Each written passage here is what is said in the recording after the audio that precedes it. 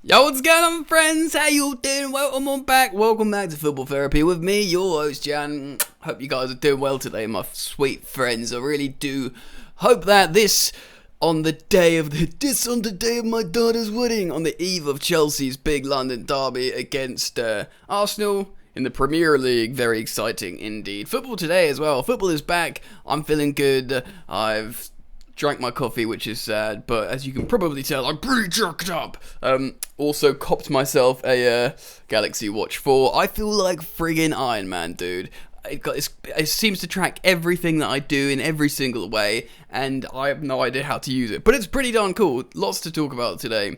I want to quickly reflect and react to it's buzzing on me. On Romelu Lukaku exclusive interview with Sky Sports. I'm not going to show it to you. I'm just going to give you my reaction to a few key points and also transfers. Yes, that's right, transfers. Chelsea have a sensational squad, loads of good players. Trevor Chalobah staying. Yet we could still have two elite signings. We could do. So I'm going to talk about that as well. Quickly though, just for reference, I'm not going to play it. This is the video on Sky Sports. Romelu Lukaku talking about all sorts of stuff with Jeff, giving him some information on how he's developed as a player and what it means to be back at Chelsea. Really, really good. I'd obviously urge you to check it out, but some key points are, he talks about how he's developed his game in Italy a lot. One thing that's obviously really a big important point that hasn't been spoken about that much by him is he had that dietary tract issue at Man United, and I think that's maybe he was retaining a lot of water in his muscles, because he wasn't fat really, he was just sort of bulky. He was muscly, maybe a bit of fat, and probably a lot of water retention, and they isolated that when he went to Italy, to Inter Milan. They figured out what was wrong with him, and he's just leaned down loads, and he looks way more agile and mobile now. Not something that he's spoken about specifically, but that's seemingly the case, so that's hugely positive. But he does talk about how Antonio Conte has developed his game in Italy. He spoke about how he reads the game so much better tactically, and how he's been looking at Chelsea games for the last week. He's watched the last 7 or 8 Chelsea games to completely sort of analyse in a cerebral way, to become lucid to all the movements and habits of players and tactical shapes of Thomas Tuchel's Chelsea. And he spoke about when he was in England at United or Everton, the sort of 2 biggest notable clubs, how he knew he was good enough, but he couldn't break through, and at these big moments he wasn't doing it, and he wondered if that was too much pressure on himself, or why that was happening essentially. And he said, under the guidance of Antonio Conte, I learnt to break through the barrier. And then he spoke about now he can play with his back to goal. He doesn't have to just attack the space. He knows how to score more goals. He knows how to assist way more. Of course, he got loads of assists last season. And it's really positive to hear him speak about how he's developed his game and how he's a leader now. He's worn the captain's armband for Belgium when Eden's not there. And he wants to lead, and he was posed the question, because he spoke about the time he used to be at Chelsea, where there was JT and Drogba and all the legends, and he says, for you as a Chelsea fan, Romelu, what would it mean to become an icon for Chelsea? And he just said it would mean the world to me. And he could absolutely still do that at his age as well. Drogba was playing for Chelsea, well into his 30s. Do you know what I mean? So he could be at Chelsea for a while, win a bunch of stuff, score a bunch of goals. He could, and become an icon. So that's really, really, really positive from Big Rob, that article. Interesting to hear him talk about just his development and what Chelsea means to him. But let's look at this now. From Fabrizio Romano, Chelsea will decide in the next few days whether to buy a new midfielder or not. Keeping an eye on Saul Niguez, he's considered a possibility, not advanced yet. Atletico Madrid will decide soon about Saul's future. Chelsea are still working on a Koundé deal too. We'll talk about Koundé in just a moment. But Saul, an amazing player for Atletico Madrid, considered, for a while he's been linked to the Premier League. A really elite and complete midfielder that seemingly can do everything when I've watched him, and used to sort of look at him a little bit more when Chelsea have been linked with him in the past. I've spoken about him in past videos. Obviously, he's considered an elite option, and he's used to playing in an intense system under Diego Simeone, and you think that could actually be quite appropriate for Thomas Tuchel's Chelsea. And off the bat, an elite option like that, a sort of European sensational option, suddenly makes you think, if we got Saul this window, that's actually very, very tempting and exciting. What would that mean for other players linked to him? Manchester United, Chelsea, in the media at least, Chelsea have been linked to Aurélien Tchouameni of Monaco, the young midfielder who won Young Player of the Year last season. Very, very good. But if Chelsea, I think also Monaco would probably sell him this summer if they got a good bid, because seemingly he's not re-signing.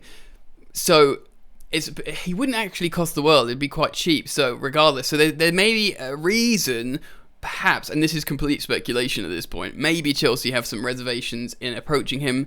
I know Chelsea and, of course, Thomas Tuchel are really interested in Declan Rice, and, should a deal been able to go across the line, they would have bought him this summer.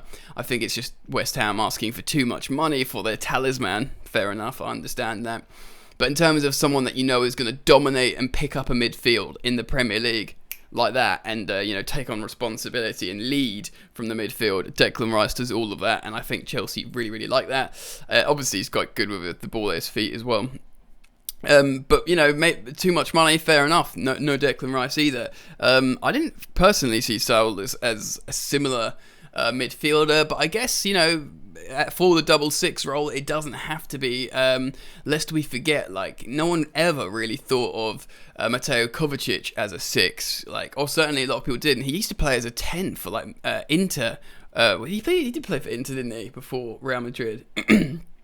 Anyway, he played a number 10. I think he has for Croatia, has played more further forward as well. And now he's fair enough, he breaks the lines and carries the ball forward, Mateo Kovacic. But these are kind of players that perhaps you don't think, in a 6 role, in a double pivot. Jorginho, yes, because he's the regista, which of course, sit back, dictate play, receive the ball, release the ball. And of course, Kante, very good at going forwards, as we know, breaking the lines himself and progressing the ball. But yes, sitting back, mopping up, occupying those deeper spaces, very different to Jorginho, of course. But they both can be considered, that role, essentially. So if Kovacic can sort of break the mold of that, certainly I think a player like Saul can as well. But yeah, really, really good midfielder that can seemingly do it all. I'd be very interested in him coming in personally. I like the look of him, but from what we're hearing from all sorts of people, in the manager himself talking about in his press conference how maybe Trevor Chalobah could possibly play that role. I know Ruben Loftus-Cheek and Ampadu are seemingly staying with the squad, which is very, very interesting. There might be some late loans for them, but as things stand, that could be very, very interesting. Right, so in terms of an elite midfield option, that is being rumoured as a loan, maybe. But just to see him in a Chelsea shirt in what could be a very exciting season, that might also be alluring to Saul in terms of maybe a Premier League title challenge. Chelsea are probably odds on for some sort of trophy this season, even if it's the Club World Cup. Alright, so let's talk about Koundé and Saul as well. This is interesting. Chelsea are looking to offload some players before they take decisions on Koundé-Saul deals. Interesting. So Chelsea are still working on Koundé, despite Thomas Tuchel confirming that Chalobah is staying with the squad. Zappacosta set to join Fiorentina on loan plus option. Bologna want Malang Sarr on loan. That's all good. Bakayoko one step away from joining Milan on loan. Yet another Chelsea player to Milan. Ogbo decision soon. Obviously, a couple of clubs are after Ike Ogbo now. These players to follow the likes of Batshuayi, Emerson Palmieri, who of course just went as well. Chelsea are seriously shaving the players off their roster. The wage bill is going down and down and down. Everything's going to plan in terms of the transfer window.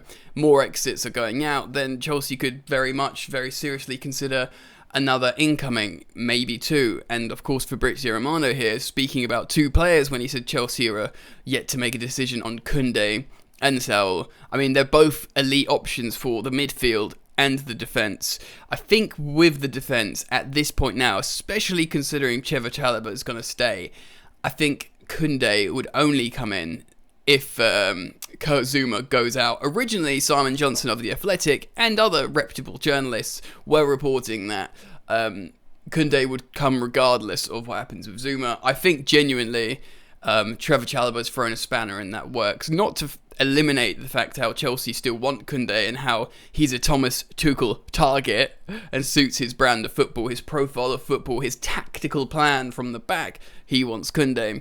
So if you could still get him, that he'd probably like that, but it would come with trying to get Kurt Zouma out the door. Again, that's just me speculating.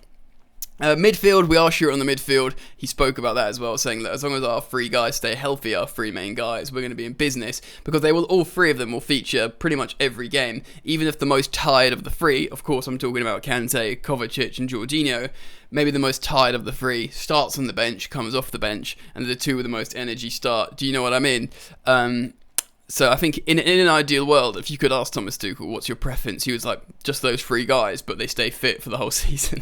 But of course, that's unrealistic. So you have to be prepared to bring someone in, whether it's like a European sort of elite option like Saul, or if it's a Ampadu, or if it's a Trevor Chalobah or Christensen stepping into the midfield, or indeed a Reece James stepping into the midfield, who of course actually has played in midfield for Thomas Tuchel before in a competitive game. I think he might have moved in there for like a few minutes in a cup or something, like not much, but he knows he can play there. He's considered him in that role, so it's very, very exciting. I'm to be honest, if we don't make another signing, if we just sign Lukaku, if Trevor Chalobah has announced himself into the team, and if we just get loads of players off the books out of the roster for the season, to me that's a really successful transfer window, because what else could you ask for? Especially if you've got Ampadu and Loftus-Cheek as backups as well. To be honest, man, I'm pretty darn pleased with all of that. And Ziyech, announcing him, I know he's had a shoulder injury, but looking really, really good again. Another option up front. To be honest, man, Thomas Tuchel has an absolutely elite roster of Chelsea players that's available to him. There's no escaping that. We fixed a big problem up front. He's got yet another option at the back already. Anything else is a bonus right now, but it does look like one or two more could still come in this transfer window, which is pretty mind-blowing, really. So, excuse me, what do you guys think? Comment down below. Start up the conversation about what's going on here. I haven't asked you guys to subscribe yet, so I'll urge you guys to do that now. If you want us to do me a favour, hit the sub button, bell notifications icon. You can drop a like as well. Of course, I have done the match preview for the Chelsea versus Arsenal game yesterday. That video is now live. It hasn't got many views, so not many of you guys checked it out yet. Do consider checking it out. I do a predicted lineup for the Arsenal game, which was no easy task considering this Chelsea squad, but it was a lot of fun. And of course, I did a score prediction on that video as well. So go check it out. And the final bit of housekeeping, of course, daily content on Football Yannick as well, my second channel, which you can find via a link down in the description. Sweet friends. Alright then, that's enough for me. Enjoy the football. I'll see you later.